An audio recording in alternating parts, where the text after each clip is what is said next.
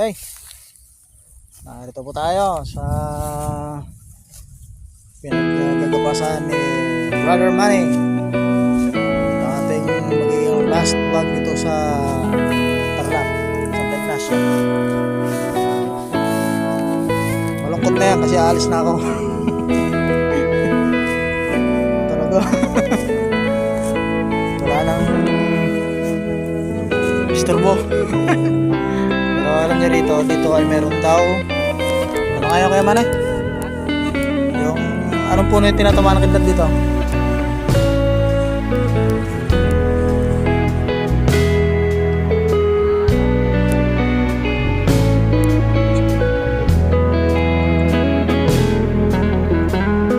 Dito raw ay tinatamaan ng kidlat.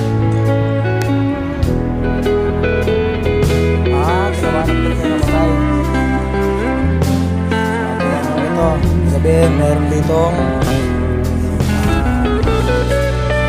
tawag na aura. So tinatamaan lang po doon ay gold. So yan po, may hila. Ha? Nananglo. Hindi ko po alam yung puno na nananglo. Pero meron po siyang radiation pupunta doon. Hindi lang po dito kung saan banda, magdoon ba o dito.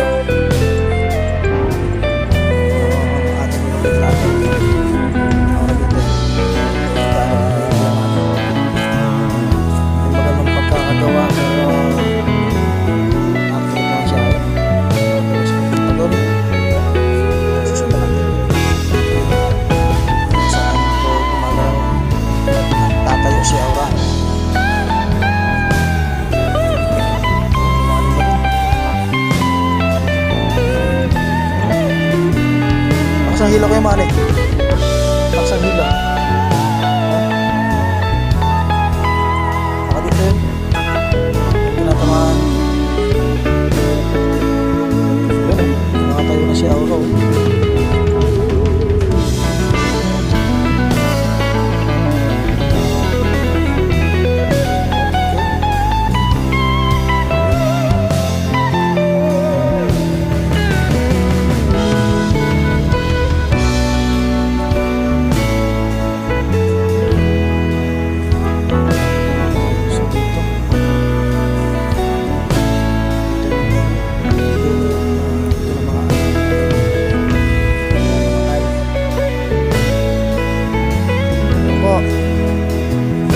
Sipag na kuyamanin ko rito sa Tarlac.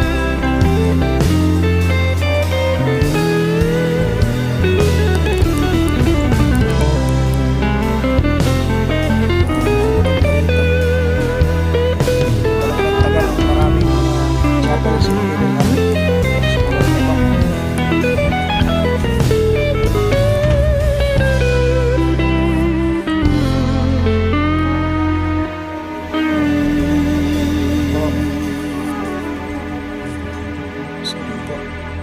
Zoom natin. Yan, yung lugar na yon, doon maraming mga treasure sign sa ilog doon. Yung last vlog namin na pumaybay kami ng ilog, punta doon. So dyan nagtagal ang mga Japanese, at doon ay merong mga sign ng may tunnel. So dyan kami, naglakad kami dyan, kasama ko yung si Kuya Manny yan.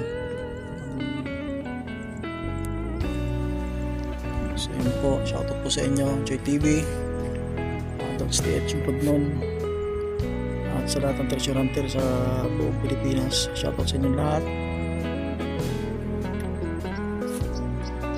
So yun, hindi natin natapos ang ating project dito.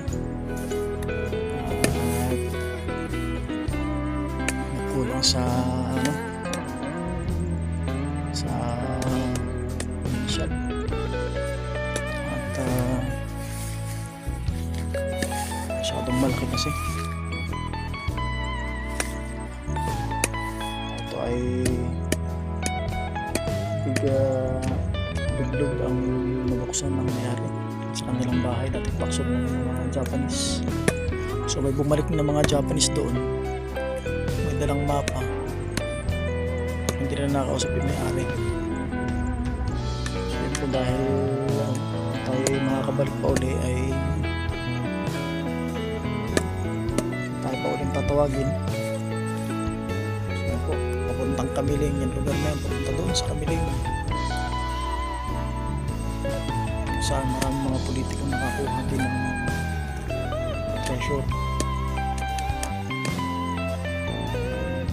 So mayaman sa natural resources dito sa Tarlac. Hindi sila ay mayaman din sa mga treasure sapagkat dito nagtagal ang mga Japanese.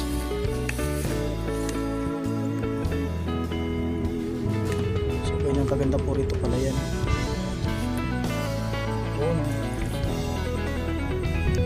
Doon sa area na yun, doon namin na last namin na video namin na hindi gumagana ng camera, namamatay siya.